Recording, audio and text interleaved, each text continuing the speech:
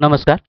NTPC के series में आज हम हाजिर हैं 31 जनवरी 2021 शिफ्ट 1 से बाकी बचे प्रश्नों को लेकर। तो चलिए शुरू करते हैं।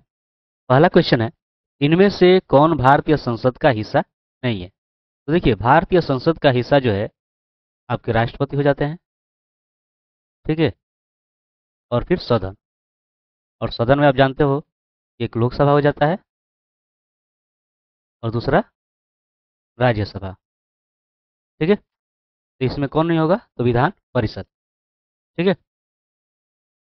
सोनम को एक 15 दिवसीय बिक्री अभियान के दौरान उसके यात्रा खर्चों के लिए कुछ पैसे दिए गए थे। हालांकि उसे 9 दिन अधिक रुकना पड़ा और परिणाम स्वरूप उसके औसत दैनिक यात्रा भत्ते में 75 रुपये की कमी हो गई। तो आरंभ में उसके लिए कितनी राशि मंजूर की गई थी, ये आपको बताना है, ठीक। तो मान लीजिए कि आरंभ में जो राशि मंजूर की गई थी वो है 100 रुपये, ठीक है। तो अब प्रश्न से अगर देखेंगे तो जैसा दिया गया है कि जो औसत दैनिक यात्रा है 75 रुपये की कमी हुई। तो शुरू में जो ये पैसा जो है ये 15 दिन के लिए दिया गया था, ठीक है। बाद में जो है 9 दिन अधिक रुकना पड़ा, है ना। यानी कि 15 और 9 कितना हो जाएगा? 24।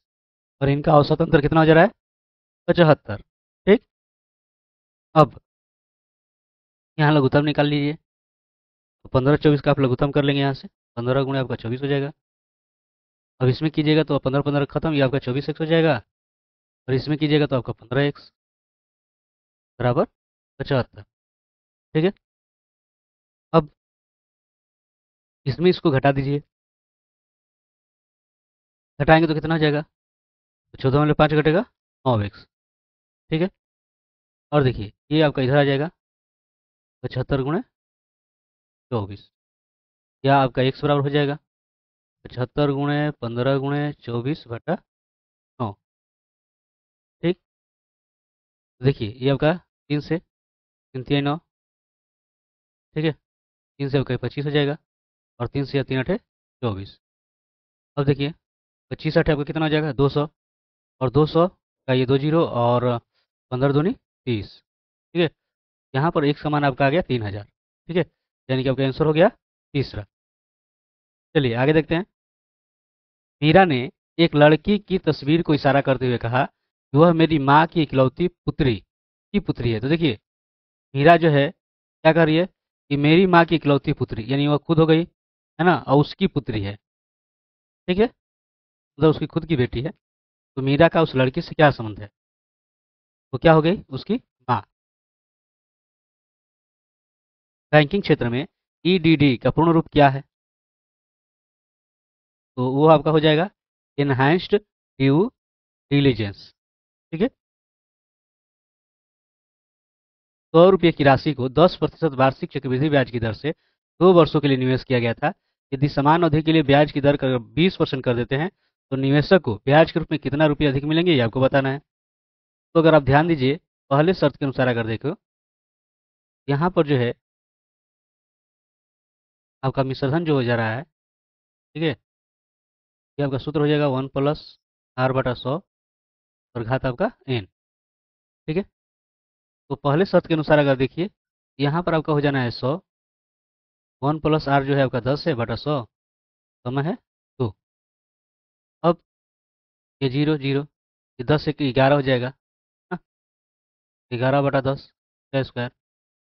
अब ये आपका 100, ये 11/10 और 11/10, 0 0 0 0, ये आपका हो गया 121, ठीक है। और दूसरे शर्त के अनुसार अगर देखो आप, तो क्या हो जाएगा? तो P जो है आपका 100 ही है, ये आपका बस हो गया 20, ठीक है। और ये इतना ही है, ये 20 से कम 20 और 20 बचे 100, ये आपका 5 से कितना हो जाएगा? 6/5। अब जो है ये आपका हो जाएगा 6 गुणे 6, 5 गुणे 5, 5 से करोगे 20 बार में, 5 से करोगे 4 बार में, छः चौ देखिए 6 6 36 और 36 चौके 144, ठीक है। अब दे रहा है कि निवेशक को ब्याज के रूप में कितने रुपये अधिक मिलेंगे। तो आप यहाँ से क्या कर लोगे? ये देखिए क्या घटाव कर लीजिए, है ना। यानी कि 144 में से 121 घटा दीजिए, 4 में ले घटेगा 3, ये 4 में 2 घटेगा 2। ठीक है, इस तरह से आपका आंसर हो गया 23 रुपये। राहुल को 4 विषयों की परीक्षा देनी थी। पहले 3 विषयों में प्रत्येक का पूर्णांक जो है 50 था। जिनमें राहुल ने औसतन 60% जो है अंक प्राप्त किए, और चौथे और अंतिम विषय में राहुल को 54 अंक प्राप्त हुए, और उसके फुल प्राप्तांकों का प्रतिशत जो है इतना हो गया। तो चौथे विषय के लिए पूर्णांक कितना था? तो देखिए, 3 विषयों के लिए जो है इसका कुल अंक अगर निकालें,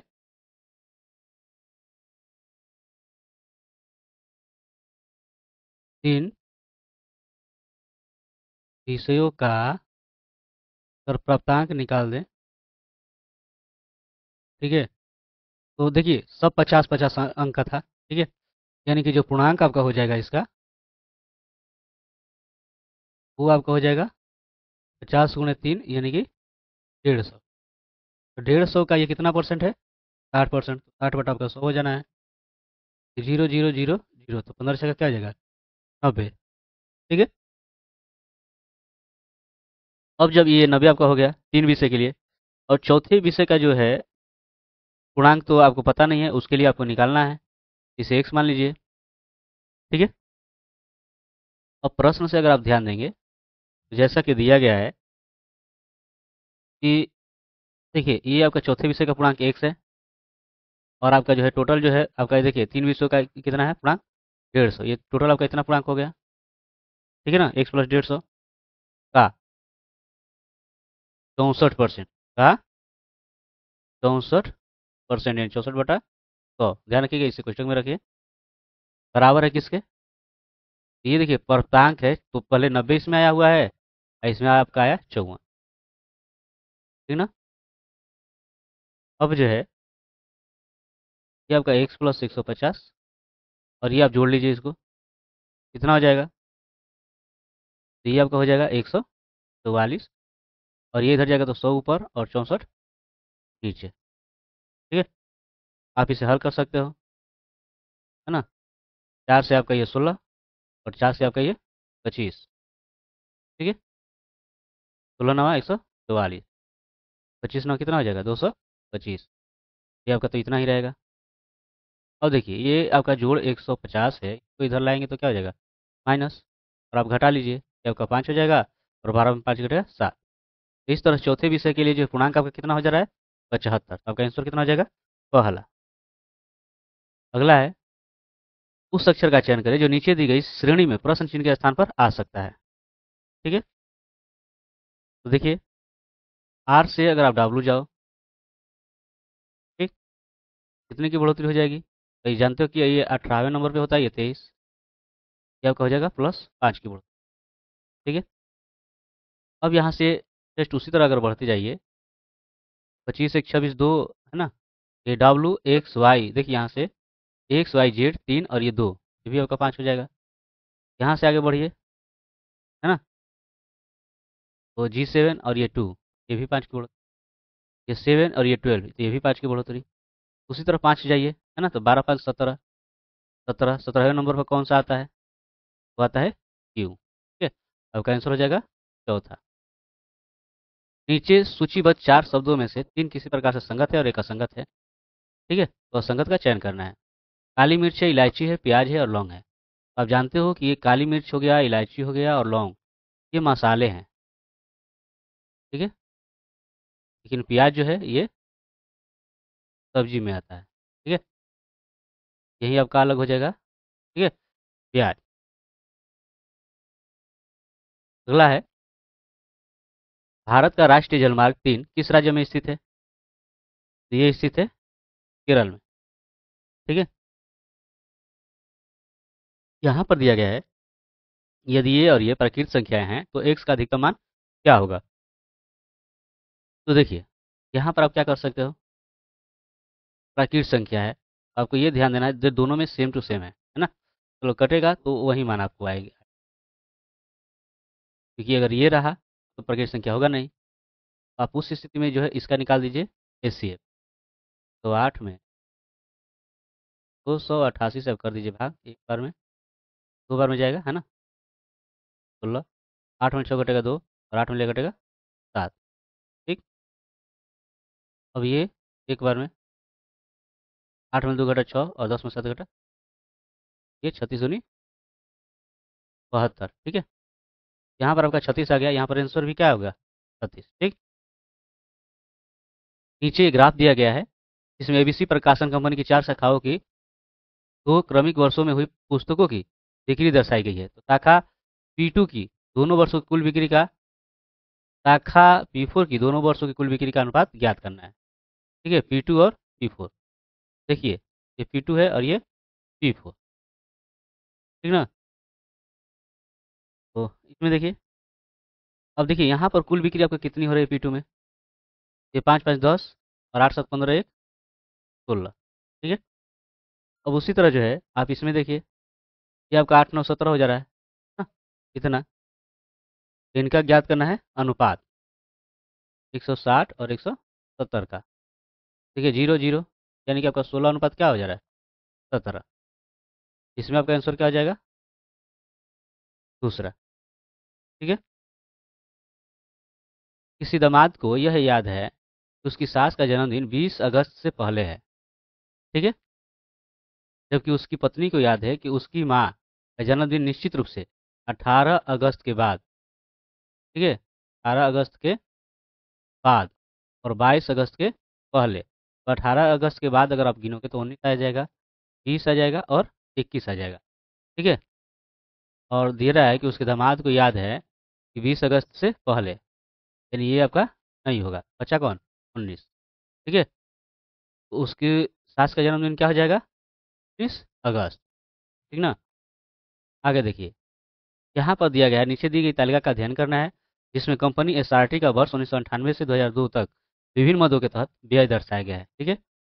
अब यहाँ पर आप देखिए दिया गया है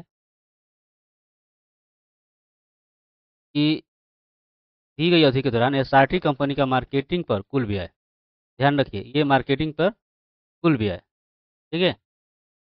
और फिर खरीद पर कुल व्यय का लगभग कितने प्रतिशत, तो खरीद पर कुल व्यय, ठीक है। तो ये खरीद पर ये, तो सबसे पहले आप क्या करोगे इनको ऐड कर लोगे, ठीक है। ये मार्केटिंग और खरीद को आप क्या करोगे जोड़ लेना है। तो मार्केटिंग के लिए चलिए, अब टोटल जोड़िए इनका कितना हो जाएगा योग, तो कितना हो जाएगा देखिए 5 6 11, 11 3 14, 14 7 21 और 9 30, तो 3 हो जाएगा हासिल, 4 5 9, 9 5 14, 14 6 20, 20 4 24 और 3 27, 270। खरीद वाला आप जोड़िए, ठीक है। देखिए ये 5 4 9, 9 3 12, 12 2 14, 14 1 15, ठीक हो जाएगा। 8 7 15, 15 6 21, 21 5 26, 26 4 30, 30 1 31, 1 2 3, 3 1 4, 4 2 6, 6 2 8, 8 3 11। खरीद पर आपका इतना और मार्केटिंग पर इतना, ठीक है। अब जो है यहाँ पर आपको निकाल देना है प्रतिशत, ठीक है।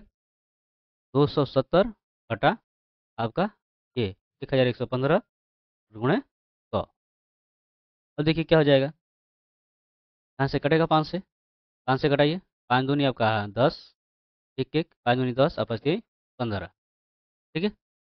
5 से इसको कर लीजिए, 5 5 25, 0 पंचों का, यानी यहाँ से आपका क्या हो जाएगा ये 5400 बटा 223। अब यहाँ से भाग करके देख लीजिए 223 से 5400, ठीक है। कितनी बार में जाएगा ये 2 दूनी का 4, ठीक है। आपका 2 दूनी का 4 यानी 2 बार में, ये आपका 2 3 6, 2 दूनी का 4, 2 दूनी का 4, घटाइए 10 में 6 घटेगा 4, ठीक है। आपका ये हो जाएगा 13 में 4 घटेगा खत्म, मतलब एक जीरो उतरेगा। फिर 2 चौके 8, करती हैं आपका 12, 4 दूना का 8 1 9, 4 दूनी 8, लगभग कितना आ जा रहा है 24। देखते हैं इसमें कितना दिया गया है, ये आपका लगभग कितना हो जा रहा है 24%, ठीक है। चलिए अगला ये कथन दिया गया है कि बिजनेस क्लास के टिकटों की कीमत 50,000 रखी गई है जो बहुत अधिक है। धारणा क्या है, अन्य क्लास के टिकटों की कीमत उचित रखी गई। तो बताइए ये कथन के अनुसार क्या आपको लग रहा है कि अन्य टिकटों की कीमत का पता चल रहा है, नहीं, तो ये आपका धारणा सही नहीं है। दूसरा है कि बिजनेस क्लास के टिकट के भुगतान के लिए 50,000 एक बहुत बड़ी धनराशि है। ये सही है। ठीक है, इसमें आपका क्या हो जाएगा कि धारणा जो है, केवल धारणा 2 निहित है। ठीक है, चलिए आगे देखते हैं।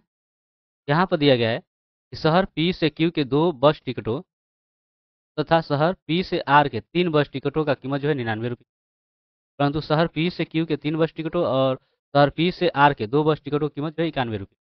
तो शहर पी से क्यू और शहर पी से आर का किराया कितना है, ये आपको पता करना है। ठीक है, तो यहाँ पर मानकर चले पी से जो क्यू का किराया जो है वो है 100 रुपये। ठीक है, और पी से आर का किराया, पी से आर का किराया मान लीजिए 22 रुपये। ठीक है,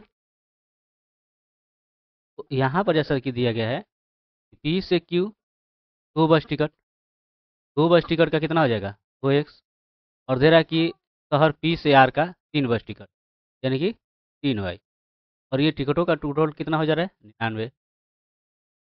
ठीक, और दूसरा जो दिया गया है सर कि परंतु पी से क्यू के 3 बस टिकट है ना, यानी कि 3x, और जो है पी से आर के 2y, इसका लग रहा है 91 रुपये। ठीक है, ये आपके शर्त है।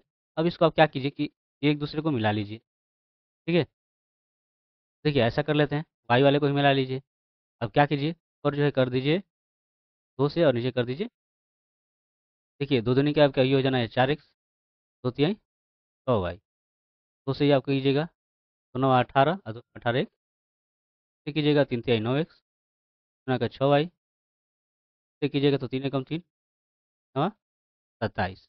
ठीक है, अब ऐसा कीजिए कि आप घटा दीजिए। देखिए ये खत्म, इसमें से घटाएगा तो ये आपका -5x, और इसमें से घटाएगा तो 13 में 8 घटेगा 5, तो ये आपका हो जाएगा 100। ठीक है, 16 में 9 घटेगा 7, कितना रहेगा। यहाँ से जो है 5 से 1 घटा दीजिएगा, कितने बार में घटेगा 15 बार में, माइनस माइनस तो घट ही जाना है। यहाँ पर x का मान आपका कितना हो गया 15। ठीक है, x का मान 15 हो गया। अब दूसरा जो है इसी समीकरण में मान रखकर आप हल कर लीजिए। देखिए मान लो मैं पहला ही लेकर अगर चलूँ, यहाँ पर आप देखोगे ये 15 दूनी कितना हो जा रहा है 30। ठीक है, प्लस 3y बराबर 99, 3y ये इधर आकर घट जाएगा, ये आपका कितना हो जाएगा, ये आपका 69 हो जाएगा। ठीक है, 3 से कटा दीजिए तो 3 दूनी 6 और 3 तिहाई 9, यहाँ y का मान कितना हो गया 23। ठीक है, यानी कि आपका हो गया 15 और 23, ये आंसर हो जाएगा तीसरा। ठीक है, चलिए आगे दिया गया है कि आर एस और टी उन लोगों को दर्शाते हैं जो क्रमशः गुलाब सूरजमुखी और ट्यूलिप पसंद करते हैं। तो लोगों की संख्या जो है आर 10 है, एस 12 है और टी इतना है। 3 लोग ऐसे हैं जो गुलाब सूरजमुखी और ट्यूलिप पसंद करते हैं, उनमें से 2 लोग गुलाब और सूरजमुखी पसंद करते हैं। 3 लोग जो हैं ये आपके गुलाब और ट्यूलिप पसंद कर रहे हैं, और 4 लोग सूरजमुखी और ट्यूलिप पसंद। केवल गुलाब पसंद करने वाले लोगों की संख्या आपको याद करनी। देखिए यहाँ पे यहाँ से ले लेते हैं, ये आपका 1 हो गया। ठीक है, ये आपका दूसरा, ये आपका तीसरा। ठीक है, ये आपका रोज हो गया है ना गुलाब, ये आपका सूरजमुखी, ये ट्यूलिप। अब अगर आप ध्यान दीजिएगा, जैसा कि दिया गया है 3 लोग जो हैं गुलाब और सूरजमुखी और ट्यूलिप 3 लोग पसंद कर। ठीक है, तो ये तीनों लोग जो पसंद करेंगे ये आपका यहाँ पर हो जाएगा। ठीक है, अब आगे बढ़ते हैं। इसमें दिया गया है कि 2 लोग जो है गुलाब और सूरजमुखी, ये गुलाब और सूरजमुखी 2 लोग, यानी ये इसमें हो जाएगा। ठीक है, फिर है 3 लोग गुलाब और ट्यूलिप, गुलाब और ट्यूलिप ये 3 लोग। ठीक है, फिर ये है 4 लोग सूरजमुखी और ट्यूलिप 4 लोग। ठीक ना, अब जो है, अब यहाँ से देखिए, अब इसमें देखिए आर वाले जो है कितने हैं 10 है, लेकिन यहाँ पर आपका हो गया 3 3 6 2 8, तो बच्चा कितना 2 ना, तभी ना 10 होगा। अब यहाँ पर आप देखोगे इसमें एस वाले में 12 है। देखिए 2 3 5 4 9 तो 3 12। अब यहाँ पर आप देखोगे 3 3 6 4 10, इसमें 16 है। कितने बचे? 100। ठीक है। लेकिन पूछा क्या है? केवल गुलाब पसंद करने वाले। तो देखिए केवल गुलाब पसंद करने वाले ये है 2। ठीक है। यहाँ पर आपका आंसर कितना हो जाएगा? 2। चलिए आगे देखते हैं। यहाँ पर पैटर्न दिया गया है और यहाँ पर क्या आएगा ये आपको देखना। ठीक। तो देखिए यहाँ से देखिए 6 × 7 = 42, आप गुणा कर दीजिए और ये 4 इसमें जोड़ दीजिए। जोड़ेंगे तो कितना हो जाएगा ये? 42। उत्तर इसमें गुणा कीजिए, 8×8 = 64। ये 6 जोड़ दीजिए, 70 हो जाएगा। इसी तरह इसमें अगर गुणा करोगे तो 5×6 = 30 हो जाएगा और 30 में ये आप जो है जोड़ दीजिए, कितना हो जाएगा? 37। तो आंसर हो जाएगा चौथा। यहाँ पर जैसा कि दिया गया है कि 4 शब्द हैं, 3 जो है संगत हैं और एक असंगत। तो असंगत का चयन कीजिए। कृतज्ञता है, धैर्य है, ईमानदारी है और लोभ। तो अब इसमें कौन सा अलग हो जाएगा? तो 3 शब्द जो है, चारों शब्दों में से ये देखिए नकारात्मक भाव वाला है। ठीक है। यही आपका क्या हो जाएगा? अलग हो जाएगा। अगला कथन है, कुछ मृग जो है परजीवी हैं। कुछ जो मृग हैं वो परजीवी हैं। ठीक है। और सभी परजीवी एवोकैडो है। सभी परजीवी वो कैडो है। अब जब ये आपका दिया गया है, ये हो गया, तो अब ये चेक कर लीजिए कि सभी मृग परजीवी हैं। देखिए सभी मृग परजीवी हैं? नहीं है, ये आपका गलत हो गया। सभी एवोकैडो परजीवी हैं? देखिए सभी एवोकैडो ये जो हैं नहीं है। कुछ परजीवी एवोकैडो नहीं है। कुछ परजीवी कैडो नहीं है। ऐसा नहीं है, सभी के सभी एवोकैडो है। ये आपका गलत हो जाएगा। कुछ मृग एवोकैडो है। देखिए कुछ मृग जो है एवोकैडो है, ये आपका सही है। ठीक है। यही आपका आंसर हो जाएगा चौथा। ठीक। चलिए आगे देखते हैं। यहाँ पर वेन आरेख चुनना है ना, जो इनके संबंधों को दर्शाए। तो आप जानते हो जो ग्रह है, ये ग्रह है, ग्रह से आपको क्या बनता है? सौरमंडल, है ना। और सौरमंडल से बनता है ब्रह्मांड। ठीक है। तो आपका कौन सा हो जाएगा? ये चौथा। ठीक। दिए गए विकल्पों में से उस संख्या का चयन करना है जो नीचे दी गई श्रेणी में प्रश्न चिन्ह के स्थान पर आ सकती है। ऐसे होगा। अब देखिएगा कि देखिए ये दोनों अभाज्य संख्या है, इसके बीच जो है ये आपकी भाज्य संख्या है। देखिए ये भी अभाज्य संख्या है, इसके बीच भाज्य संख्या। इसके बाद भी अभाज्य संख्या आएगी, इसके बाद भी क्या आएगी? अभाज्य संख्या। ठीक। तो 31 के बाद 41, 41 के बाद 47। ठीक है। उस 47 के बाद क्या क्या हो सकता है? तो आप ये भी अगर ध्यान दोगे, देखिए क्या होता है, अभाज्य संख्या है। 31 के बाद 37 आपकी होती है ना, 37 के बाद 41, 41 के बाद आपका 43 है और 47 है। 47 के बाद जो अभाज्य संख्या है वो 53 है। उसके बाद आपका हो जाएगा। ठीक है। तो आपका आंसर हो जाएगा तीसरा। यहाँ पर एक कुट भाषा में नेपाल को ये लिखा जा रहा है, उसी कुट भाषा में इंडिया को कैसे लिखा जाएगा? NEPA। देखिए नेपाल के लिए जानते ये, इसके लिए आपका ये 14 होता है, ई के लिए 5, ई के लिए आपका 16, ई के लिए 1, के लिए 12। यानी उनके स्थान वाले अंक का मान जो है दिया गया है। इस तरह जो है क्या के लिए अगर आप ये क्या हो जाएगा? आई के लिए 9, एन के लिए 14, टी के लिए आई के लिए 9, ए के लिए हाँ, तो आपका 9, 14, 4, 91 आपका पहला। ठीक है। चलिए यहाँ पर दिया गया है कि उस विकल्प का चयन करें जिसका तीसरे शब्द से वही संबंध है जो दूसरे शब्द का पहले शब्द से। चिकित्सक का संबंध है रोग से, पुलिस का किससे संबंध आपका हो जाएगा? वो है अपराध से, क्राइम से। ठीक है। जैसे चिकित्सक का काम है रोग को रोकना, है ना, खत्म करना। पुलिस का काम क्या है? क्राइम को खत्म। अगला है, दिए गए विकल्पों में से उस संख्या का चयन करें जो नीचे दी गई श्रेणी में प्रश्न चिन्ह के स्थान पर आ सकती है। देखिए ये अभाज्य संख्या आपको लगे। हाँ अभाज्य संख्या। देखिए 113 के बाद 127, 137, 40, सभी अभाज्य संख्या। इसके बाद आपका क्या आएगा? इसके बाद आपका आएगा तो 91, जो ये भी अभाज्य संख्या आएगा ना, यही आपका आंसर हो जाएगा, यानी आपका 3। ठीक है, ये रहा बाकी के सभी प्रश्नों का हल। नेक्स्ट वीडियो में, तब तक के लिए धन्यवाद।